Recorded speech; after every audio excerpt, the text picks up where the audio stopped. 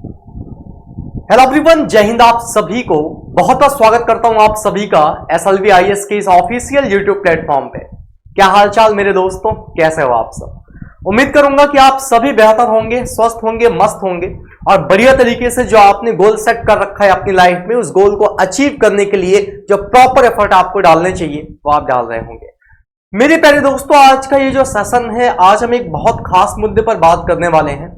आज हम यूपीएससी के ऑप्शनल सब्जेक्ट को लेकर बात करने वाले हैं, जिसमें मेरा फोकस रहने वाला है मैथमेटिक्स ऑप्शनल पे। तो कुछ इंपॉर्टेंट पॉइंट्स हैं जिनको आज की इसी क्लास में या फिर कह सकते हो आज के सेशन में हम लोग डिस्कस करने वाले हैं। सबसे पहले तो दोस्तों मैं आपको बताऊंगा कि ऑप्शनल सब्जेक्ट की इंपॉर्टेंस क्या है। अगर ऑप्शनल सब्जेक्ट में आप मैथमेटिक्स को ऑप्ट कर रहे हो, देन कौन ऐसा है जो मैथमेटिक्स को ऑप्शनल के तौर पे ऑप्ट कर सकता है। मैथ्स ऑप्शनल के साथ आपके बहुत सारे कंफ्यूजन हैं, उन कंफ्यूजन्स पे भी बात करेंगे। मैथ्स ऑप्शनल ही क्यों ले, व्हाई मैथ्स ऑप्शनल, इसकी भी बात करेंगे। और प्रीवियस ईयर के मार्क्स की भी एनालिसिस करेंगे कि प्रीवियस ईयर में जिन लोगों ने मैथ्स को एज अ ऑप्शनल सब्जेक्ट लिया, उन लोगों का स्कोर क्या रहा, कितना बेहतर वो परफॉर्म कर पाए। इन सारे मुद्दों पर आज के इस वीडियो में हम बात करने वाले हैं। बहुत लंबा नहीं करूंगा वीडियो को, तकरीबन आधे घंटे की ये वीडियो है और आधे घंटे में इन सारे मुद्दों पर सटीक जानकारी आपको दूंगा।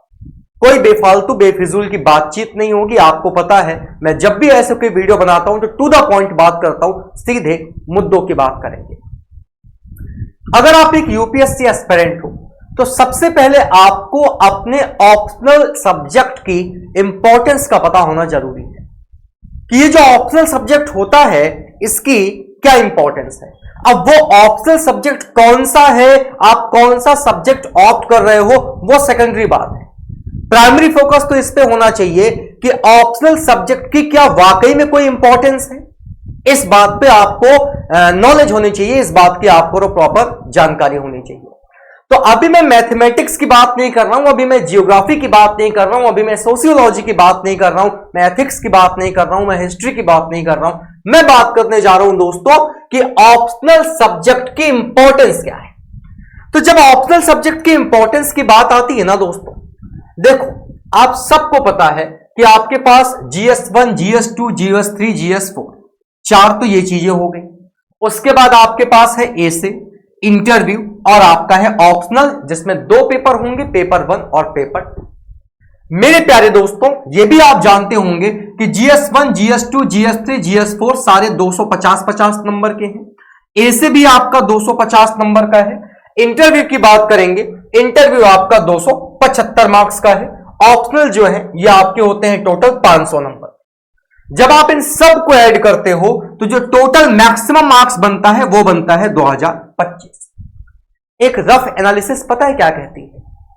एक रफ एनालिसिस ये कहती है कि अगर हम यूपीएससी की बात करें तो यूपीएससी में मैं इन सारे सब्जेक्ट्स के अगर ओवरऑल स्कोर की बात करूं तो ओवरऑल जो मार्क्स आप ऑब्टेन करते हो ना, अगर मैं ओवरऑल ऑब्टेन मार्क्स की बात करूं तो जैसे इस साल क्या हुआ, 2023 का जो आपका यूपीएससी रहा, वाकई में उसकी कट ऑफ कम गई। बट एक कह सकते हो रफ आइडिया अगर लिया जाए तो रफ आइडिया ये कहता है कि 1050 तक के नंबर अगर आप लेके आ रहे हो, 1050 मार्क्स अगर आप लेकर आ रहे हो तो दोस्तों डेफिनेटली आप आईएएस बन जाओगे। और यहीं पे अगर मैं मिनिमम की बात करूं, ये हमारा मैक्सिमम केस है, अगर मैं मिनिमम की बात करूं तो 950 to 960 मार्क्स भी अगर आपके आ रहे हैं तो आपको कोई ना कोई पोस्ट मिल जाएगी। बहुत सारे ऐसे लोग हैं जिनको यह लगता है कि यूपीएससी में तो केवल 3 ही कैटेगरी हैं, या तो आईएएस बनेंगे या आईपीएस बनेंगे या आईएफएस बनेंगे। दोस्तों केवल ये 3 कैटेगरी नहीं है, टोटल अलग अलग 22 से 23 कैटेगरी है। जो टॉप रैंकर हैं वो तो आईएएस आईपीएस की कैटेगरी में जाते हैं, लेकिन जो लोअर वाले होते हैं जिनको आईएएस आईपीएस नहीं मिलता है, सोचा है कभी आपने उनको क्या मिलता होगा? तो दोस्तों सारी कैटेगरीज मिलाकर टोटल 22 से 23 कैटेगरी हैं। और जो सबसे कम नंबर वाले होते हैं, जो 950 से 960 नंबर तक आते हैं, इनको दोस्तों कोई ना कोई पोस्ट तो मिली जाती है। भले जिस चीज के लिए आए थे, जिस चीज के लिए इन्होंने सपना देखा था यूपीएससी का, वो ना मिला हो, लेकिन कोई ना कोई पोस्ट तो इनको मिली जानी है। अब दोस्तों अगर आपको टोटल ऑन एन एवरेज ये स्कोर करना है, देखो ये चीज थोड़ा सा कॉन्ट्रडिक्शन वाली है, कंट्रोवर्शियल है। किस बेसिस पे मैं ये बात कह रहा हूं दोस्तों? कट ऑफ का प्रेडिक्शन कभी नहीं किया जा सकता। हर साल कट ऑफ में चेंजेस देखने को मिलते हैं, कभी ज्यादा, कभी कम, कभी मीडियम। तो ये मैं एक आपको ऑन एन एवरेज एक रफ आइडिया दे रहा हूं। ऐसा मत सोच लेना कि सर हमेशा ऐसा नहीं होता। ये मैं भी मानता हूं कि हमेशा ऐसा नहीं होता। ये ऑन एन एवरेज एक रफ आइडिया दे रहा हूं, इसलिए दे रहा हूं ताकि आप अपने ऑप्शनल के इंपॉर्टेंस को समझ पाओ।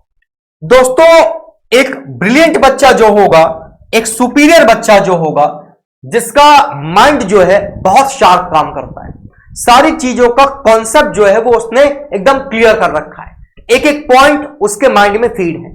अगर मैं जीएस के इन 4 पेपर्स की बात करूं ना, तो जीएस के इन 4 पेपर्स में आप बहुत अच्छा स्कोर कर पाओगे तो 425 से 450, बहुत अच्छा स्कोर अगर कर पाओगे तो 425 से 450 नंबर इन चारों पेपर से। इसके बाद दोस्तों अगर मैं बात करूंगा एसे की, तो एसे की अगर मैं बात करूं तो एसे में दोस्तों आप कह सकते हो 140 से 170 नंबर तक का स्कोर यहां पे अच्छा स्कोर माना जाता है, अगर मैं एसे की बात करूं। और इसी तरीके से दोस्तों अगर मैं इंटरव्यू की बात करूं तो 170 प्लस मार्क्स जो हैं ये इंटरव्यू में काफी बेहतर माने जाते हैं। मैंने थोड़ी देर के लिए ये इमेजिन कर लिया, ये कंसीडर कर लिया, चलो मान लेते हैं कि आपके GS1, GS2, GS3, GS4 सब में मिलाकर आप 425 नंबर ले आए, कंसीडर कर लिया मैंने। ऐसे आपने बढ़िया लिखा था 140 नंबर, चलो 140 नहीं और बीच में आ जाओ 150 नंबर ले लो, और इंटरव्यू भी आपका बढ़िया गया, 170 मार्क्स आपके आए।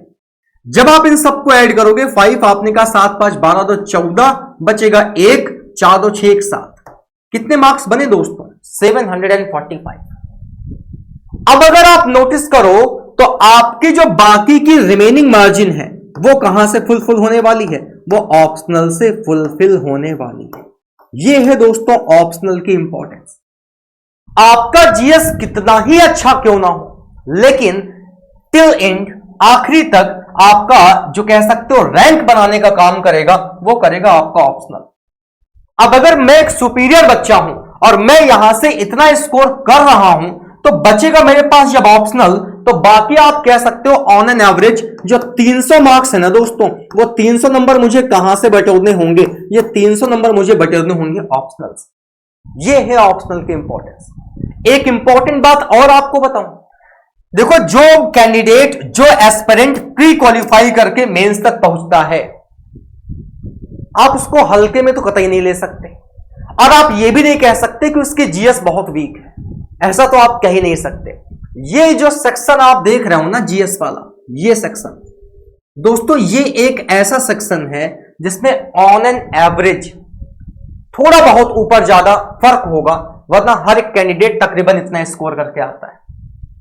थोड़ा बहुत ऊपर नीचे फर्क हो सकता है, वरना हर कोई इतना स्कोर करके आता है। आपको पता है रैंक बनाने का काम कौन करता है? रैंक बनाने का काम करता है एक तो आपका इंटरव्यू, एक आपका एसे, और तीसरा आपका ये ऑप्शनल। इन तीनों से दोस्तों रैंक बनती है, क्योंकि जो बच्चा प्री क्वालिफाई करके मेंस पहुंचा है वो ऑब्वियस सी बात है यार, इतना स्कोर तकरीबन सब करते हैं। 1000 ही टोटल वेटेज बनता है, ये मैं आउट ऑफ 1000 की बात कर रहा हूं। 1000 में से इतना स्कोर ऑन एन एवरेज सब करते हैं। तो जब स्कोर बनाने की बात आती है, जब रैंक की बात आती है, तो रैंक दोस्तों आपकी यहां से बनती है, एसे, इंटरव्यू और ऑप्शनल से। तो ये है आपके ऑप्शनल की इंपॉर्टेंस, कि अगर आपका ऑप्शनल बेहतर हुआ तो यहां से आप अपने स्कोर को क्या कर सकते हो? स्कोर गेन कर सकते हो, और ये ओवरऑल जो मार्क्स हैं उसमें आपका अच्छा इंपैक्ट डालने वाला है। तो ये मैंने एक रफ आइडिया आपको इसी वजह से दिया ताकि आपको ऑप्शनल की इंपॉर्टेंस समझ में आए। कहीं आप इस भरोसे तो नहीं बैठे हो कि नहीं यार मैं यहां से 1000 में से 800 नंबर लेके आ जाऊंगा। अरे आज तक कोई ला पाया है क्या? आज तक कोई ला पाया है क्या जो आप लेके आ पाओगे? तो इस फिराक में तो बिल्कुल मत रहिएगा, इस अफवाह के साथ बिल्कुल मत जिएगा कि भाई साहब आप 1000 में से 700 नंबर तो केवल यहीं से निकाल लोगे। नहीं हो पाएगा, नहीं हो पाएगा, एकदम खुली बात बता रहा हूं, नहीं हो पाएगा। तो अगर नहीं हो पाएगा तो कितना भी अच्छा परफॉर्म कर लो, आपको भी पता है कि इससे बेहतर बहुत ही रेयरली आपको नंबर मिलने वाले हैं यहां पे।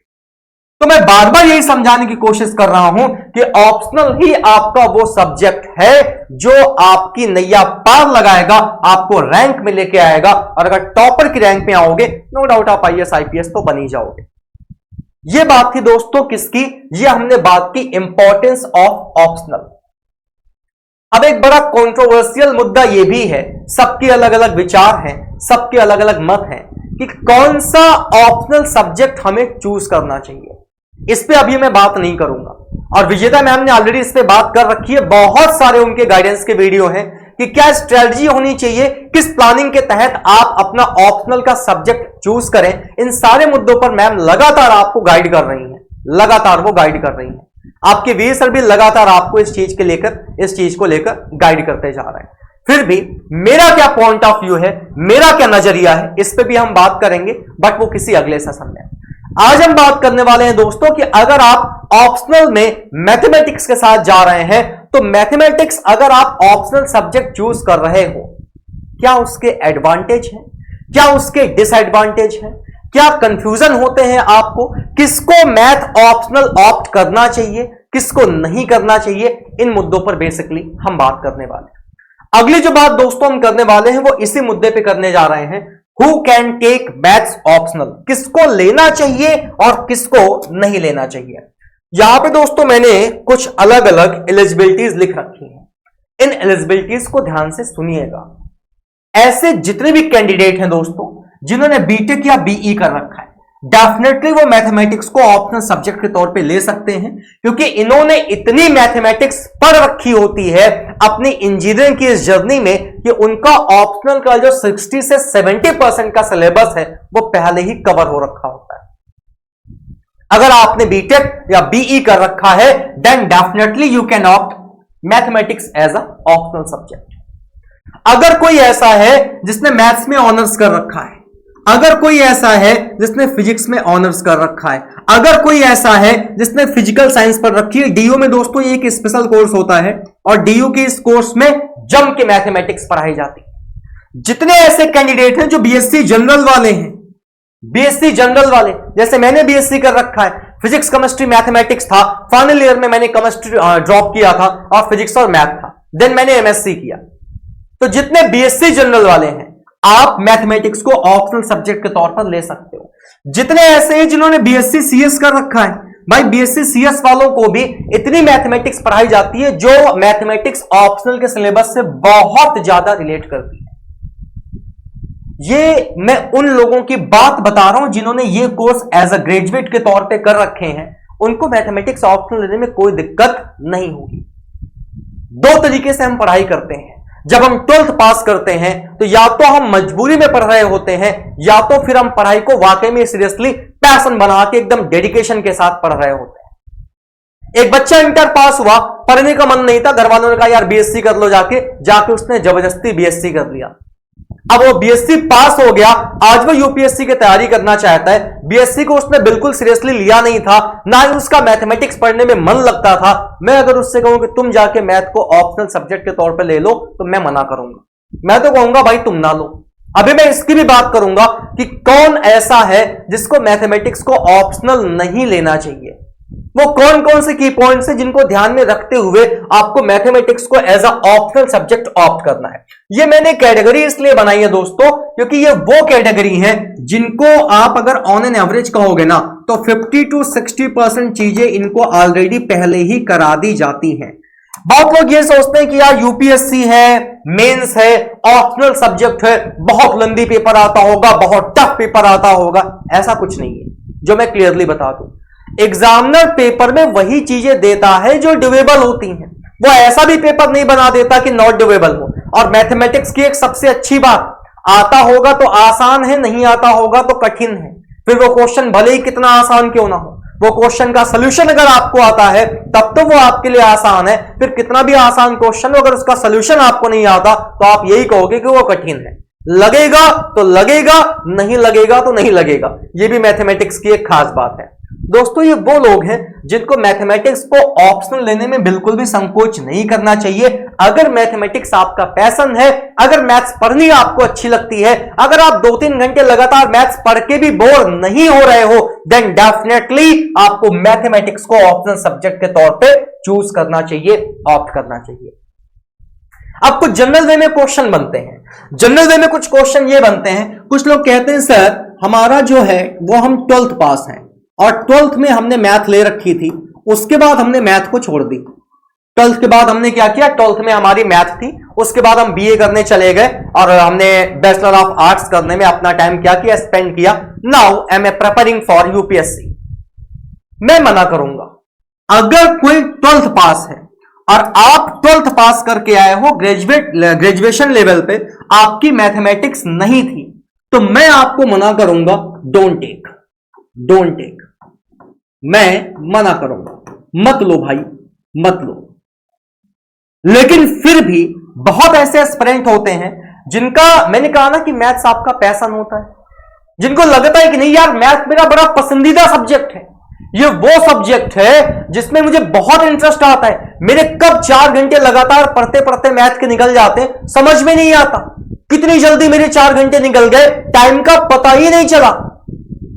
तो आप एक बार ट्राई कर सकते हो। जनरल वे में एक एस्पिरेंट को मैं मना करूंगा, लेकिन अगर आपको लगता है कि नहीं भाई आप मैथ से बोर नहीं होते, आपको अगर लगता है कि आप 2 से 3 घंटे कॉन्टिन्यूअसली बैठ के पढ़ सकते हो, तो डेफिनेटली आप मैथ्स ऑप्शनल के साथ जा सकते हो। लेकिन अगर आपको ऐसा लगता है, क्योंकि 12th के बाद मैथ वही छोड़ता है जिसको मैथ में इंटरेस्ट नहीं रहता, और फिर एक लंबा गैप हो जाता है मैथ्स को पढ़े हुए, तो पता लगे ले तो लिया बट पढ़ने में मन ही नहीं लग रहा है, 2-2 3-3 घंटे हम बैठ ही नहीं पा रहे हैं, हम बोर हुए जा रहे हैं, मैथ्स के थ्योरम से बोर हुए जा रहे हैं, स्टेप से बोर हुए जा रहे हैं, तो यार तब तो मैं मना करूंगा कि तब तो फिर आप ऑप्शनल ना लो। लेकिन हां, अगर ग्रेजुएशन आपने मैथमेटिक्स के साथ किया है, इसका मतलब कहीं ना कहीं मैथमेटिक्स आपका पसंदीदा सब्जेक्ट रहा होगा, और मैथमेटिक्स अगर पसंदीदा सब्जेक्ट रहा है, आपके पास ये डिग्रियां हैं, आपने इनसे ग्रेजुएशन किया है, तो फिर आपको मैथमेटिक्स को ऑप्शनल सब्जेक्ट डेफिनेटली लेना चाहिए, क्योंकि इसके एडवांटेज क्या है उन पे भी अभी मैं बात करूंगा कि अगर आप मैथमेटिक्स को as a optional subject opt कर रहे हो तो क्या इसके एडवांटेज हैं, इस पे भी हम बात करेंगे। तो ये तो हमने बात की दोस्तों, who can take maths optional, maths optional को कौन ले सकता है। अब दोस्तों मेन मुद्दा ये है कि सर मैथ्स ऑप्शनल ले क्यों, व्हाई मैथ्स ऑप्शनल, क्या फायदे हैं मैथ्स ऑप्शनल लेने के। चलिए मैथ्स ऑप्शनल लेने के फायदे की बात करूंगा सबसे, उसके बाद इनके नुकसान की बात करूंगा, फिर आपके कुछ डाउट हैं उन डाउट्स पे भी आऊंगा कि वो डाउट है कौन कौन से। दोस्तों मुद्दा है why maths optional. Sir maths optional हमें क्यों लेना चाहिए, इसके बारे में बताइए। क्या ऐसी वजह है जो हमें मैथ्स ऑप्शनल को लेने पे मजबूर कर सकती है या फिर हम इंप्रेस हो सकते हैं। जब बात आती है ना व्हाई मैथ्स ऑप्शनल, तो मैं आपको बताता हूं मैथ्स की कुछ बड़ी प्यारी बातें यूपीएससी के अंदर। मैं पहले आपको इसके एडवांटेज बताता हूं कि अगर आपने मैथमेटिक्स को एज अ ऑप्शनल सब्जेक्ट ले रखा है तो क्या इसके एडवांटेज होने वाले हैं। दोस्तों सबसे पहली बात ऑब्जेक्टिविटी। ऑब्जेक्टिविटी दोस्तों बिल्कुल क्लियर है, बिल्कुल क्लियर है। लगेगा या तो नहीं लगेगा, लगेगा या तो नहीं लगेगा। जीएस के जैसे नहीं है कि आधी बात तो हो गई फिर यार अब दिमाग में आ रहा, अरे यार भूल गए, अब क्या करें, बैठ के सोच रहे हैं। यहां पे बड़ा काम साफ सुथरा है, या तो लगेगा और या तो नहीं लगेगा। सेकंड थिंग, हाई स्कोरिंग है दोस्तों, और हाई स्कोरिंग क्यों है इसकी भी वजह मैं आपको बताऊंगा। हाई स्कोरिंग है स्टेप मार्किंग की वजह से हाई स्कोरिंग है दोस्तों। 375 390 नंबर दोस्तों आउट ऑफ 500 एस्पिरेंट लेके आए हैं इसी मैथ्स ऑप्शनल में। तो हाई स्कोरिंग तो है नो डाउट, लेकिन हाई स्कोरिंग सबके लिए नहीं, यह भी बात साफ सुथरी है। हाई स्कोरिंग है बट सबके लिए नहीं है। अगर किसी के 375 380 आ रहे हैं तो कई ऐसे भी हैं जिनके 120 150 भी आते हैं। अब यह मामला क्या है, तो यह मामला है नॉलेज का, यह मामला है आपकी प्रिपरेशन का, आपने कितने बेहतर तरीके से अपने आप को प्रिपेयर कर रखा है। मैथ्स ऑप्शनल हाई स्कोरिंग है नो डाउट, लेकिन हाई स्कोरिंग तभी हो पाएगा जब आपने यहां पे अच्छी तैयारी कर रखी होगी। बड़ा फर्क है। सपोज दैट आपने कल को हिस्ट्री को ऑप्शनल के तौर पे एज ऑप्शनल सब्जेक्ट ऑप्ट कर लिया। 10 नंबर का क्वेश्चन आया, भाई कितना भी बढ़िया लिख के आओगे ना, बहुत अच्छे नंबर देगा एग्जामिनर, 6 नंबर देगा, उससे ज्यादा नहीं देगा। आपने ज्योग्राफी को ऑप्शनल ले रखा है, 10 नंबर का क्वेश्चन है, बहुत अच्छा लिख के आओगे, 6 नंबर से ज्यादा एग्जामिनर नहीं देगा, कितना भी अच्छा लिख के आओ। लेकिन वो चीज यहां नहीं है, क्योंकि दोस्तों यहां होती है स्टेप मार्किंग। स्टेप मार्किंग का भी अपना अलग फायदा है। जीएस के बारे में आपको मान लो कोई एक मुद्दा लिखना था और आप लिखते लिखते आधी बात लिख पाए, आधी बात आप भूल पाए, अब आप कंक्लूड ही नहीं कर पा रहे हो, बेकार है ना वो आपके लिए। यहां मामला बेकार नहीं है। अगर 7 स्टेप में एक सोल्यूशन है, 5 स्टेप भी आप करके आए हो तो भी नंबर तो दोस्त आपको मिलेंगे, नंबर आपको यहां पे मिलेंगे। स्टेप मार्किंग की वजह से ही यह हाई स्कोरिंग हो जाता है कि कोई क्वेश्चन के अगर आपने 5 स्टेप भी सही किए हैं तब भी आपको एग्जामिनर नंबर देगा। और यहां वो वाला हाल नहीं है कि 10 नंबर का क्वेश्चन है तो कितना भी बढ़िया सोल्यूशन लिख के आओ 5 या 6 नंबर मिलेंगे, यहां ऐसा नहीं है। 8-8 नंबर भी दोस्तों एग्जामिनर देता है। तो यहां पे ये चीज तो बढ़िया है कि नो डाउट ये सब्जेक्ट आपका हाई स्कोरिंग है स्टेप मार्किंग होने की वजह से। सबसे इंपॉर्टेंट बात, डायरेक्ट पीवाईक्यू रिपीट होता है दोस्तों। प्रीवियस ईयर क्वेश्चन जो है डायरेक्ट रिपीट होता है, मतलब डिट्टो सेम क्वेश्चन रिपीट हो जाते हैं। जो क्वेश्चन पीछे पूछा जा चुका है सेम पूरा का पूरा वही का वही क्वेश्चन ही रिपीट हो जाता है। ऐसा भी नहीं है कि कुछ वैल्यूज बदली जाए, पूरा का पूरा क्वेश्चन डिट्टो सेम क्वेश्चन क्या होता है दोस्तों, रिपीट हो जाता है। तो पीवाईक्यूज यहां पे रिपीट होते हैं, ये एक बात दोस्तों काफी बेहतर है। अगली बात ये भी मुझे बहुत पसंद आती है मैथमेटिक्स ऑप्शनल के साथ, और ये बात दोस्तों पता क्या है, इसका सिलेबस दोस्तों स्टैटिक है, डायनेमिक नहीं है। स्टैटिक डायनेमिक का मतलब पता क्या है, आज आप करंट अफेयर्स पढ़ रहे हो, आप आने वाले 16 जून को यूपीएससी प्री का सपोज दैट प्रीलिम्स का एग्जाम देने गए, निकल जाता है बहुत अच्छी बात है, बट अगर नहीं निकला तो टारगेट करोगे 2025 को। लेकिन अब 2025 के लिए जब जाओगे ना तो आपका करंट अफेयर्स का जो पॉइंट है, जो करंट अफेयर्स की चीजें हैं वो बदल चुकी होंगी। अब वो करंट अफेयर्स जो आप 1 साल पहले का पढ़ रहे हो वो शायद आपके काम नहीं आने वाला। बट मैथमेटिक्स में ऐसा नहीं है, यहां वन टाइम चीजें आपको पढ़नी है। एक बार जो चीजें आपने डिस्कस कर ली, हमेशा इनकेस आपका first attempt, second attempt, third attempt में नहीं हो पा रहा है सिलेक्शन, तो चौथे अटेम्प्ट में भी आपको वही मैथमेटिक्स पढ़नी है जो आपने पहले में पढ़ी थी। यहां बार बार चीजें बदलती नहीं है। तो ये बड़ी प्यारी चीज है कि एक बार आपको मैथ्स के ऑप्शनल का पूरा सिलेबस खत्म करना है, उसके बाद फिर बार बार दोस्तों आपको इसी को क्या करना है, रिपीट करना है। यहां कोई चेंजेस नहीं है कि अगले साल जाएंगे तो कुछ नई चीजें आ जाएंगी, फिर उसके अगले साल जाएंगे तो कुछ नई चीजें आ जाएंगी, ऐसा कुछ नहीं है। यहां पे स्टैटिक सिलेबस है।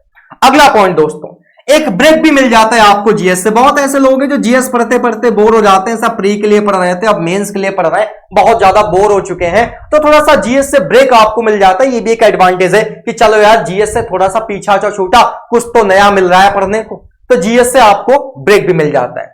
दोस्तों सबसे अच्छी बात यह है कि स्टैंडर्ड सोर्सेस की अवेलेबिलिटी बहुत अच्छी है। अगर आप मैथमेटिक्स को ऑप्शनल सब्जेक्ट के तौर पे ले रहे हो, सोर्सेस बहुत अच्छे अच्छे आपके पास है, सोर्सेस की कोई कमी नहीं है, सोर्सेस हर एक जगह इजीली अवेलेबल है। और लास्ट पॉइंट दोस्तों कि यहां पे limited domain for question setting, यहां पे ऐसा नहीं है कि 1000 टाइप के क्वेश्चन हो, लिमिटेड सिलेबस है, उसी लिमिटेड सिलेबस में से एग्जामिनर को चीजें पूछनी है, वो पूछना है जो डुएबल है, वो पूछना है जो डुएबल है, जिसको आप कर सकते हो। तो ये दोस्तों एक नहीं दो नहीं, ये कई सारे आपके एडवांटेज हैं। अगर आप मैथमेटिक्स को ऑप्शनल सब्जेक्ट के तौर पे ऑप्ट कर रहे हो तो एक नहीं दो नहीं, ये इतने सारे एडवांटेज आपके पास है। सर अब थोड़ा सा इसके डिसएडवांटेज पे भी बात करिए। डिसएडवांटेज ज्यादा नहीं है, डिसएडवांटेज एक तो बस इतना है, नो ओवरलैप विद जीएस। देखो आप नो डाउट जब आप यूपीएससी की तैयारी करते हो तो यूपीएससी की प्रिपरेशन में दोस्तों जीएस आप बहुत पढ़ते हो, जीएस आप बहुत पढ़ते हो। बहुत ऐसे एस्पिरेंट हैं जो ऑप्शनल में हिस्ट्री, ज्योग्राफी, इन सारी चीजों को इसलिए भी ऑप्ट कर लेते हैं कि यार वही सारी चीजें उधर फर्स्ट पेपर के लिए पढ़ ही रहे थे, कुछ बहुत यहां भी काम आ जाएगा। तो मैथमेटिक्स के साथ भाई ऐसा नहीं है, मैथमेटिक्स का जीएस के साथ कोई ओवरलैप नहीं है। ये और जीएस दोनों बिल्कुल अलग अलग बातें हैं, दोनों की दिशाएं बिल्कुल अलग अलग हैं। दूसरा भाई साहब लेंदी है, लेकिन इस मुद्दे पर भी मैं आपसे बात करना चाहता हूं। लेंदी क्या नहीं है? लेंदी आपकी जियोग्राफी नहीं है, लेंदी आपकी एथिक्स नहीं है, लेंदी आपकी सोशियोलॉजी नहीं है, या लेंदी आपकी हिस्ट्री नहीं है। लेंदी तो सब है ना, लेकिन फिर भी लग के क्या करते हो? प्रिपेयर तो करते हो ना अपने आप को? बिल्कुल करते हैं। तो ये जो बात एस्पिरेंट कहता है कि लेंदी है, मैं इस बात से पूरा आपकी सहमत हूं, आपकी इस बात से मैं पूर्णतः सहमत हूं, है लेंदी। लेकिन लेंदी केवल फर्स्ट टाइम के लिए है।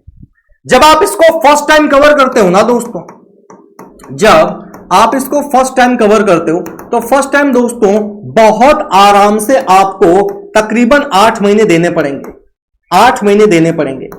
लेकिन जब एक बार आप इसको पहली बार समय दे दोगे ना, तो जब दूसरी बार समय देने जाओगे तो ये समय क्या होगा? रिड्यूस हो जाएगा। तीसरी बार ये समय और रिड्यूस हो जाएगा। तो क्या सर 3-3 अटेम्प्ट हम अपने खराब करेंगे? मैं अटेम्प्ट की बात नहीं कर रहा हूं। पहले साल तैयारी स्टार्ट करने के बाद क्या पहला ही अटेम्प्ट जो है वो आप देने लगते हो क्या? आप एग्जाम कब देते हो? जब आप 1.5-2-2.5 साल समय व्यतीत कर लेते हो, जब आपके अंदर एक कॉन्फिडेंस बिल्डअप हो जाता है कि now I am completely preparing for this exam, तो भाई साहब आप क्या करते हो? आप तब जाके एग्जाम देते हो ना जब आपको ये फील होता है कि अब मैं पूरी तरीके से फुल्ली प्रिपेयर्ड हूं। ऐसा तो है नहीं कि बस तैयारी करने आए, एग्जाम फॉर्म आया, फॉर्म भर दिया, चल दिए भैया झोला झंडा उठा के एग्जाम देने, ऐसा तो है नहीं। मैं कहना यह चाहता हूं दोस्तों, मैं ये खुद एक्सेप्ट करता हूं कि मैथमेटिक्स का सिलेबस लेंदी है, लेकिन मैं साथ साथ आपसे यह भी कहूंगा कि ये लेंदी सिलेबस जो है वो केवल पहली बार के लिए है। एक बार पढ़ने के बाद जब वही चीज आप दोबारा करोगे ना, तो भाई साहब यह आपके लिए लेंदी बिल्कुल भी नहीं रह जाने वाला। डेफिनेटली आपका जो टाइम है वो टाइम आपका रिड्यूस होने वाला है। पता है मुझे मैथमेटिक्स ऑप्शनल पढ़ाने में कितना टाइम लगता है? तकरीबन दोस्तों 250 घंटे, 250 से 300 घंटे, 250 से 300 घंटे दोस्तों लगते हैं मुझे खुद। 250 से 300 घंटे मुझे खुद लगते हैं खत्म करने में। तो भाई साहब लेंदी है, ये मैं एक्सेप्ट कर रहा हूं, ये बात मैं आपकी पूरी तरीके से मानता हूं कि इसका सिलेबस लेंदी है, लेकिन आप ये भी समझिए कि ये केवल फर्स्ट टाइम के लिए लेंदी है, परमानेंटली आपके लिए लेंदी नहीं बना रहेगा। बाकी इसके कोई डिसएडवांटेज नहीं है, एडवांटेज ही है दोस्तों, बेनिफिट ही है। अब मैथ्स के ऑप्शन के साथ कई सारे लोगों के डाउट है, जैसे लोग कहते हैं ना लेंदी सिलेबस, एक तो यही डाउट है, कहते हैं अरे भाई साहब बहुत लेंदी सिलेबस है, हम तो मैथमेटिक्स को ऑप्शनल पे नहीं लेंगे। है लेंदी यार, मैं मानता हूं है लेंदी। पेशेंस होना चाहिए आपके अंदर, मैथ्स को पढ़ने का जुनून होना चाहिए आपके अंदर, मैथ्स के साथ टाइम स्पेंड करना आना चाहिए आपको।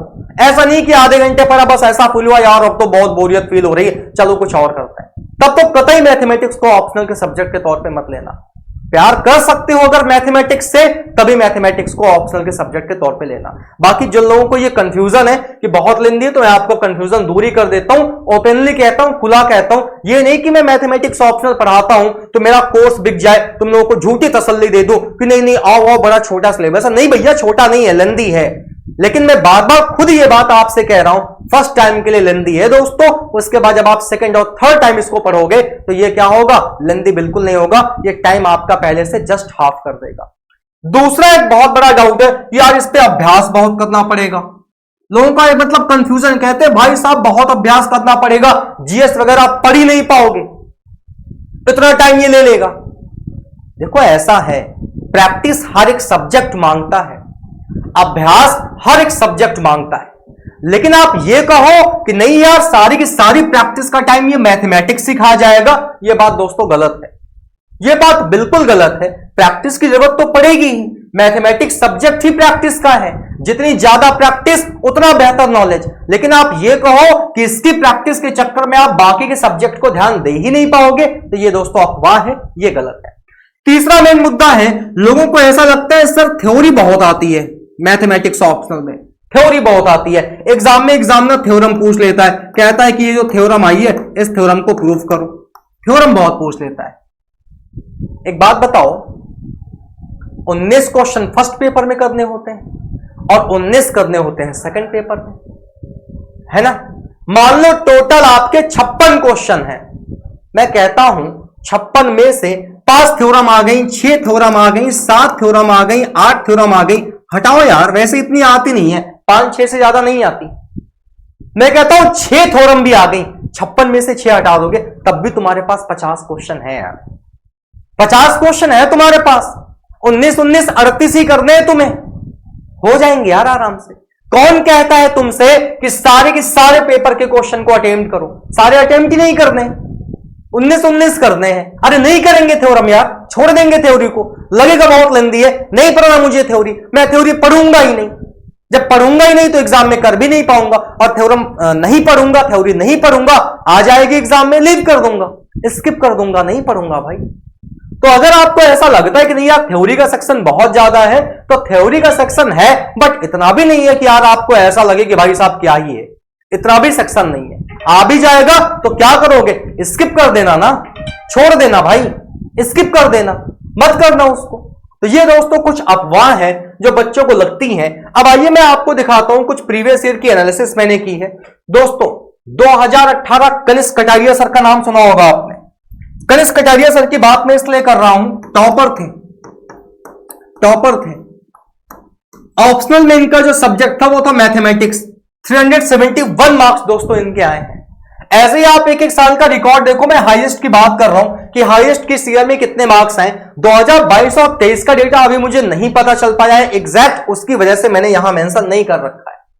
2014 346, 326, 356, 375, 343, 322, 315 ऑन एन एवरेज आप कह सकते हो। अगर आपने ऑप्शन में मैथमेटिक्स को ऑप्ट किया है और ठीक ठाक नॉलेज अगर आपने गेन कर ली, देन 300 प्लस मार्क्स आपके कहीं नहीं जाने वाले। नॉलेज आपके पास सही तरीके से होनी चाहिए। मैं इस वीडियो को बहुत ज्यादा लंबा नहीं करना चाहता, अभी बहुत सारी बातें जो मुझे आपके साथ करनी है। अभी मैथमेटिक्स ऑप्शनल की स्ट्रेटजी क्या होनी चाहिए, मैथमेटिक्स ऑप्शनल पे बेस्ट बुक का कलेक्शन क्या होना चाहिए। तो धीरे धीरे करके ऐसी छोटी छोटी वीडियोस के माध्यम से हम दोस्तों क्या करेंगे, हम मैथमेटिक्स ऑप्शनल के बारे में अच्छे से जानेंगे। अगले महीने से यानी कि 17 जून से, कब से दोस्तों? 17 जून से स्टडी लवर वीर एप्लीकेशन पे ऑप्शनल में मैथमेटिक्स ऑप्शनल का मैं नया बैच लेके आ रहा हूं दोस्तों, और ये बैच आपका 17 जून से लाइव होगा।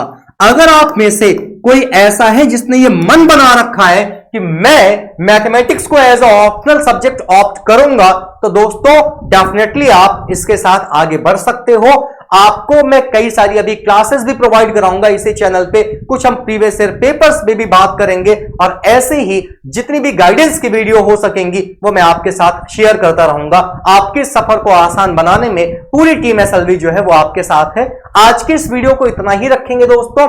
ऐसी ही नॉलेजेबल वीडियो के साथ हमारी आपसे अगली मुलाकात होगी। तब तक के लिए टेक केयर दोस्तों, अपना ख्याल रखिए। जय हिंद आप सभी को।